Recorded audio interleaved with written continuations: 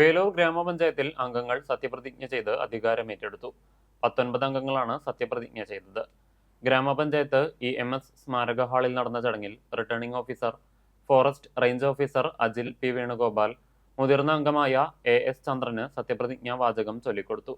11 പേർ ദൈവനാമത്തിലും 8 പേർ ദൃഢപ്രതിജ്ഞയുമാണ് എടുത്തത്. തുടർന്ന് AS ചന്ദ്രന്റെ അധ്യക്ഷതയിൽ ഭരണസമിതിയുടെ ആദ്യ യോഗം ചേർന്നു.